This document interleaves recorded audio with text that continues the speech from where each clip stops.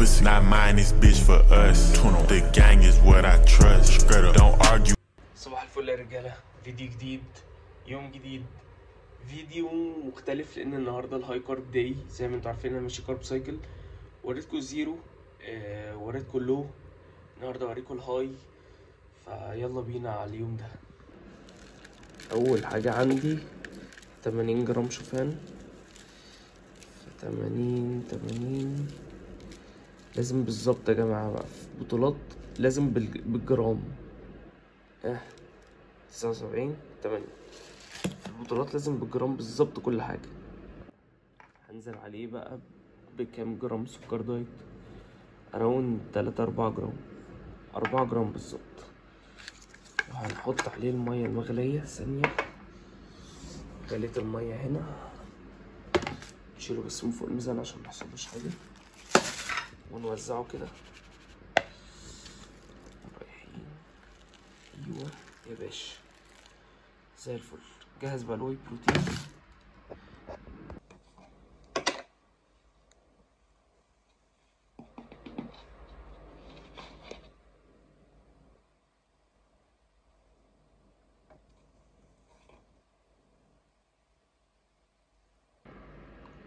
اهم حاجه تقلبهم اول لما تحط الشوفان على الواي بروتين على طول، عشان لو سبته شويه الواي بروتين هيكلكع وهيبقى مقرف. بس عامه طعمه بيبقى فاجر. ولسه ما خلصتوش. بلاقي ناس كتير قوي بتتعذب علشان تحسب زبده الفول السوداني، بس انت ممكن تحطها على الميزان وتصفره وتاخد منها الكميه اللي انت محتاجها. يعني مثلا انا عايز 20 جرام، ماشي، 18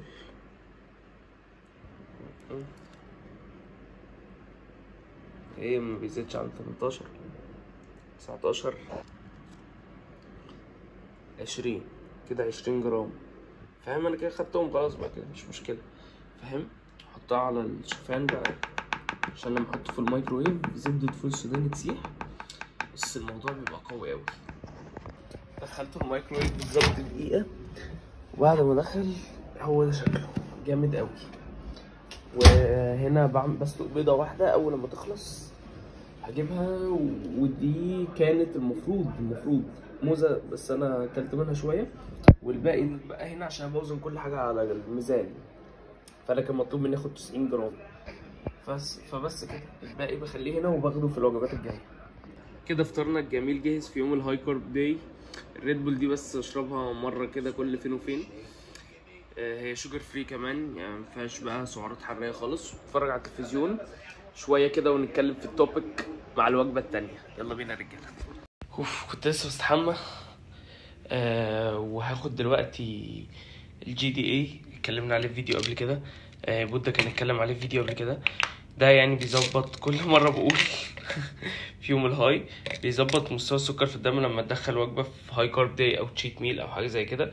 فانا هاخد منه دلوقتي حبتين، وبالمره اوريكم الفيتامينز اللي انا باخدها. فيتامين دي، كرياتين، اوميجا 3، اشواجندا، والا وقعها كده، زنك، كولاجين، جينسينج، وفيتامين سي. راح فين؟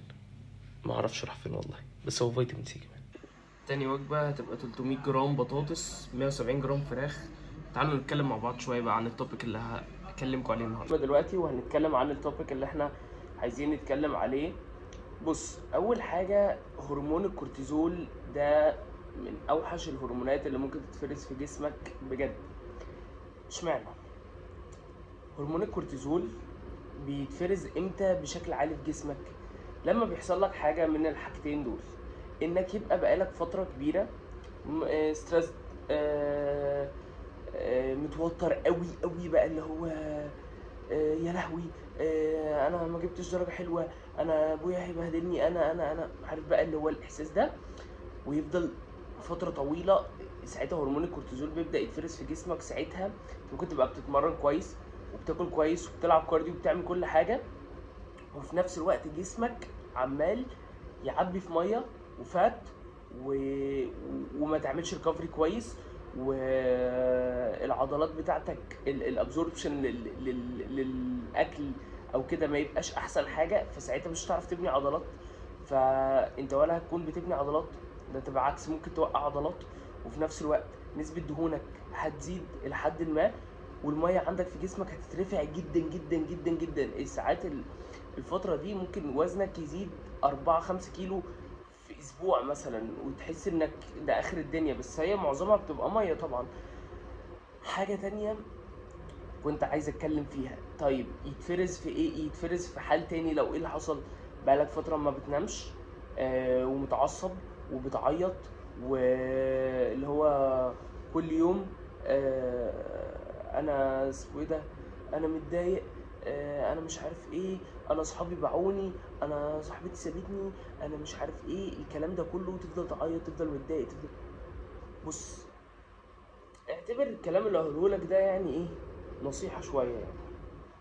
أم، دلوقتي حد من صحابك، هحكي معاك شوية علشان التوبيك المرة دي مش كبير قوي، هو كده يعتبر خلص اصلا التوبيك. تمام.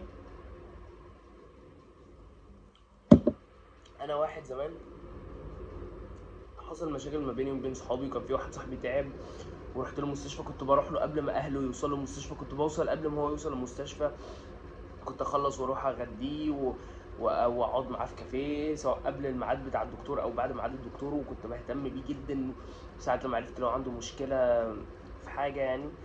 بس يعني مش عايز اتكلم في الموضوع تفصيل عشان لو شاف الفيديو. واسمه ايه ده، واهتميت بيه جدا جدا جدا، وجه في فترة علشان صاحب واحدة وخلاص بقت لها، غير الشلة بتاعته، فانا ما بقتش حد من صحابه. الكلام ده حصل معايا في اراوند تالتة اعدادي مثلا. زعلت واتضايقت وكنت بعيط اصلا ساعة لما هو كان تعبان في المستشفى والكلام ده كله، كنت خايف عليه. فانا لما دخلت المستشفى في اخر تالتة اعدادي، يعني يعتبر نفس السنة، هي بعت لي بس على الواتساب وخلص الموضوع على كده. انت متخيل؟ وبعدين انا كنت محجوز في المستشفى، هو ما كانش محجوز في المستشفى، هو كان بيروح جلسات. فده اللي يضحكك. فحصل كذا موقف تاني برضو مع كذا حد من صحابي، يقطعوا مرة واحدة الكلام ده كله، يحصل مشاكل، وكنت اخش في دوامة الزعل والمضايقة والكلام ده كله. وكان عندي حتة كده، الحمد لله الحمد لله ما بقتش عندي الزعل اللي هو بقى كل ما حد يبعد ازعل واتضايق. وانا طبعا بتمرن من وانا صغير، فكل شويه كان هرمون الكورتيزول يترفع عندي بسبب اللي انا متضايق ب 24 ساعه، مخنوق 24 ساعه، ستريسد، الكلام ده كله. فكنت ساعتها بروح اسمه ايه ده، افضل اعيط واتضايق واقعد في الاوضه ومش عارف ايه، ومش عارف اتمرن كويس والدنيا دي كلها. ف... فكان وزني يترفع قوي، شكل جسمي ما يبقاش حلو، اعبي ميه كتير جدا، وابقى برضو ايه اللي هو انت ساعات لما الاسترس بيجي لك وكده، عمرك ما هتفكر في حياتك هرمون الكورتيزول والكلام ده، حتى لو انت عارف الكلام ده مش هتفكر ساعتها، فاهم؟ هيبقى كل اللي في دماغك حاجه واحده بس، اسمه ده، انا شكل جسمي بيبقى وحش، كل الناس بايعيني، كل الناس مش عارف ايه. فانا جاي هو بقولها لك عشان محدش قالها لي زمان، ومحدش قالها لحد اصلا خالص. يا ابني، حب نفسك قبل ما تحب حد تاني. انا لما حبيت نفسي قسما بالله دلوقتي ما فارق معايا غير اهلي بس، مش فارق معايا حد تاني. اهتم بنفسك، اهتم بصحتك، صلي، قرب من ربنا، والله يا ابني ما هتحتاج لحد. انا هخلص الوجبه دي واجيلكم في بقيه الوجبات ونكمل بقيه الفلوج. ولو مش عامل سبسكرايب بليز اعمل سبسكرايب، لو سمحت اعمل سبسكرايب. قلت اقولها لك بكام لغه. ليه؟ لان انا بحضر البطوله، والفتره اللي جايه هيبقى فيه فيديوهات كتيره، وهبدا انزل الكونديشن بتاعي، وهعمل لكم الفيديوهات اللي انتوا عايزينها، اكتبوا الفيديوهات اللي انتوا نفسكم فيها. الفتره الجايه فلوجز، هوريكم بشتري ايه من السوبر ماركت اكتر واكتر، وجبات، هوريكم بعمل وجبات ازاي، بقسم وجباتي ازاي، ماشي يومي ازاي مع الشغل اللي هنزله، ترينر في جيم، وبمرن اونلاين كوتش، وفي نفس الوقت موديل، وفي نفس الوقت اسمه ايه ده، كان عندي براند هدوم بس اتقفلت، الحمد لله على كل حاجه طبعا. هوريكم كل حاجه، هوريكم تمريني ماشي ازاي، اصل تمريني ده شغلي، اصل عارف اعمل حاجه، تمريني ده شغلي ان انا كوتش.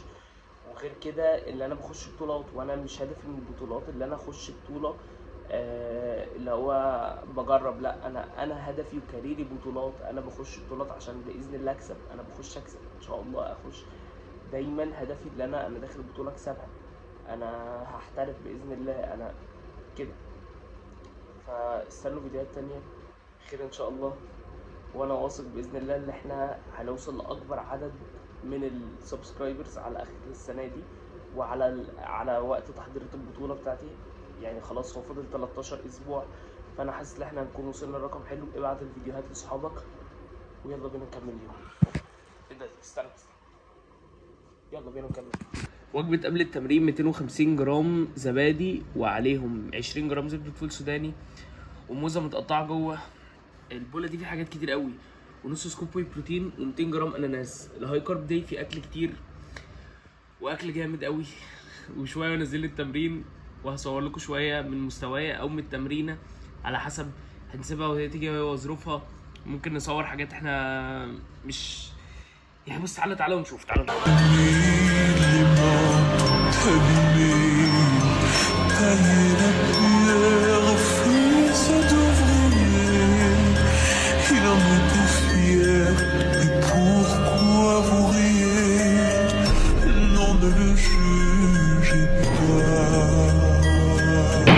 احيانا لما تحس ان الفيشه بتتشد وانك مش قادر تكمل او حاسس انك تعبان، اعرف ان ده الوقت اللي انت المفروض تعمل فيه كل حاجه انت مش قادر تعملها. ولو حسيت في يوم انك متحفز، خلي التحفيز ده بس ايه، مجرد حاجه تزقك انك تنزل تتمرن. مش عشان انا متحفز فانا هتمرن تمرين جامد. انت كل يوم تعمل الشغل اللي عليك، فاهم؟ استرجل كده واعمل اللي عليك، فاهم؟ انت مش ناقصك الحمد لله حاجه، فاهم؟ طالما انت الحمد لله يعني عندك اللي تشوف الحمد لله، وايديك موجوده ورجلك موجوده وكل حاجه، احمد ربنا على كل حاجه.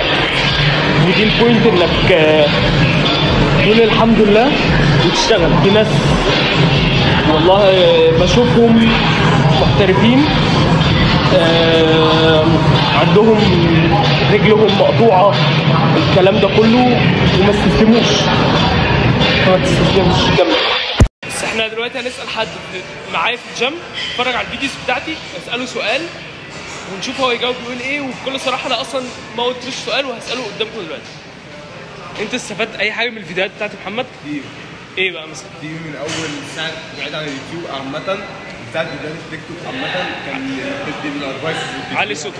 النصايح اللي بتديها والتيبس والتريكس اللي بنعملها في التمرين، بتفهمنا مثلا اي حاجه، اي حد يكتب لك كومنت او اي حاجه بتفهمنا هي ايه. حد مثلا يسالك ان هو ازاي ينظم الاكل بتاعه، ينظم التمرين بتاعه، ازاي مثلا يومك بيمشي في الكوينه، انت بتعمل ايه، ازاي بتحضر لبطولتك في سنك ده برغم دراستك، برغم انك كنت سنه من السنين اللي فاتت كانت مهمه عليك في اخر سنه في الهاي سكول بتاعتك، ازاي في جامعتك قدرت تنظم دراستك، ازاي تدي تحفز اللي قدامك ان هو يكمل ويعمل واجباته ويروح سواء الجيم او سواء المدرسه سواء الجامعه يخلص الدنيا. برضه بالفيديوهات اليوتيوب الفلوجز اللي انت بتعملها مهمه جدا برضه. انا على نفسي واحد بيديني دافع وبجد. حبيبي يا محمد. وايه يعني ان شااء الله الفتره اللي جايه فيديوز اجمد. احنا لسه بادئين يوتيوب والله العظيم احنا لو مشينا ورا نصايحه والله العظيم كلنا هنبقى اولمبيا. حبيب قلبي ننزل ان شاء الله على اليوتيوب الفتره الجايه اقوى باذن الله. احنا الحمد لله عاملين عدد سبسكرايبرز داخلين في 400 سبسكرايبر من 13 اسبوع وانتظروا ودبابه على ان شاء الله. ان شاء الله البطوله قربت وخير ان شاء الله. الفكره اللي احنا ما بقالناش بتاع اسبوعين على اليوتيوب بقى عندنا داخلين في 400 سبسكرايبر. لو انت مش عامل سبسكرايب اعمل سبسكرايب ان شاء الله. الفيديوز الجايه كده كده. يلا يا معلم سلام يا باشا. بشير معاكم ايه اللي بيحصل. انا ما عرفتش اصور وجبه بعد التمرين لسبب اللي انا كان عندي درس بعدها على طول. ويا جماعه انا باخد دروس في الجامعه بس هي مش دروس، هي مراجعات بس. يعني لو خدت كان عندي مراجعه، فانا كان عندي اللي هو انا خلصت من هنا. هو كانت الوجبه 100 جرام شوفان وسكوبين واي بروتين ماشي يا باشا، ومعاهم موزه وحته اناناس كانت متبقيه في الثلاجه كده علشان ايه الموز ما كملش. كان 45 كان المفروض 90 جرام موز، فانا خدت 45 جرام موز و45 جرام اناناس. فالكالوريز يعني متشابهه، يعني ممكن اكون خدت كالوريز اقل حاجه بسيطه يعني. جميل. فانا بقى ارجع ايه اكون نسيت اطلع الفراخ واكون نسيت اطلع اللحمه. عارف ده معناه ايه؟ ده معناه ان انا محتاج استناهم يفكوا وساعه 9:30 فاضل على الماتش. اقل من نص ساعه ماتش الشامبيونز ليج الفاينل، وانا اصلا بشجع مانشستر سيتي من زمان، من ساعه تيفيز وكولاروف جو هارت بقى وكومباني ويا توري وتيفيز، الناس القويه دي انا كنت بشجع من ساعتها. انا بشجع مانشستر سيتي من يوم ما وعيت على وش الدنيا. عشان بس محدش يقول لي انت بتشجع فريق اليومين دول ومش عارف ايه. مش انا قلت لك شويه من التشكيله كده حاجه قديمه قوي. بص بقى، فانا هعمل حركه انا ما بحبهاش ومحدش يعملها، بس انا هعملها. شايف الطبق كده وهو متجمد، انا هفكه من بعضه واقوم رايح ايه رازعه جوه الحله واحطها على النار. حد يقول لي غلط، اقول له والله بص يعني مفيش وقت. والحاجه الثانيه ادخل ايه الفراخ في الميكروويف لمده مثلا 5 دقايق تفك جميل، ورايح ماسك اللحمه ورازعها جوه الطاسه كده وهي تستوي بقى على النار لوحدها. احنا بنعمل المستحيل. علشان ايه؟ عشان كمان انا محتاج اكون في السرير قبل الساعه 12، يعني انا اصلا ممكن ما اتفرجش على الماتش لغايه اخره. شفت بقى بضحي بنهايه الشامبيونز ليج علشان الجيم. احنا عندنا بطوله يا باشا، يلا بينا. كنت لسه بستحمى وهاخد دلوقتي الجي دي اي اتكلمنا عليه في فيديو قبل كده. بودا كان اتكلم عليه في فيديو قبل كده. ده يعني بيظبط كل مره بقول في يوم الهاي بيظبط مستوى السكر في الدم لما تدخل وجبه في هاي كارب داي او تشيت ميل او حاجه زي كده. فانا هاخد منه دلوقتي حبتين، وبالمره اوريكم الفيتامينز اللي انا باخدها: فيتامين دي، كرياتين، اوميجا 3، اشواجندا والا وقعها كده، زنك، كولاجين، جينسينج، وفيتامين سي. راح فين؟ ما اعرفش راح فين والله، بس هو فيتامين سي كمان. يا جماعه احضروني، دخلت الميكروويف، دخلت فراخ الميكروويف لقيتها استوت الى حد ما يعني. طب والله العظيم 3 اختراع. يلا انا اديتكم تip عن الدايت اهو. لو رجعت لقيت الفراخ مش بره، فانت تطلعها في ساعتها وتدخلها الميكروويف، هتستوي شويه وفي نفس الوقت ايه تعملها على طول. طب والله جامد. نشوف بقى اللحمه، نطمن على اللحمه اهي ابتدت تفك عن بعضها، واقابلكم في الفاينل ريزلت. نشوف تيشيرت كريس بومستد اللي انا لابسه ده. شوف ادي الفراخ، يا سلام عظمت جامد. اللحمه واستوت. كريم ماجد يا باشا. يا جماعه خلصوا في نفس الوقت وكل حاجه تمام، بس الماتش فضل يعني الماتش عدى منه ربع ساعه. نقفل الانوار كده. الماتش عدى منه ربع ساعه، فتعالوا نطلع نشوف الماتش. ان شاء الله السيتي تكسب.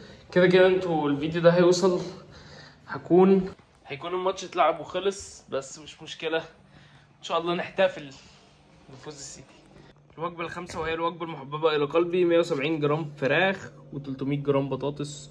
يلا بينا نتفرج على الماتش. هو لازم كل تشامبيونز ليج نخسر في الفاينل، طبعا هنخسر طالما دي بروين طلع. هو لازم بيتصاب في الفاينل، بس تحس ان احنا في حاجه معموله لنا في الشامبيونز ليج. مش ممكن الاول مانشستر سيتي. رودري ايوه يا رب بقى نرفع بقى الشامبيونز ليج. انا تعبت. كسبنا الشامبيونز ليج. انا مش مصدق نفسي يا جماعه. انا بشجع مانشستر سيتي، يمكن الكلام ده ما قلتوش غير لناس اصلا قريبه مني، علشان يعني ما الحوار ما اتفتحش عشان اتكلم فيه كتير يعني. انا بشجع مانشستر سيتي من ساعه لما كان الفريق جو هارت، كومباني، كولاروف، اوتاميندي، زاباليتا، يايا توري، دافيد سيلفا. انا بحاول اقول لك التشكيله بالظبط كانت عامله ازاي. فرناندينيو، وكان عندك اسمه ده كيلر نافاس، وكان عندك نصري، وكان عندك الهجوم بالوتيلي، وعندك تيفيز. لا لا لا لا لا لا لا لا لا لا، انا مش مصدق. اخر وجبه معانا وهي 200 جرام لحمه و200 جرام بطاطس. انا فاقد النطق من ساعه لما الماتش ده خلص، بجد مبسوط جدا. وخلاص كده ننهي الفلوج، واشوفكم في الفلوج الجاي انا او بودا. سلام عليكم.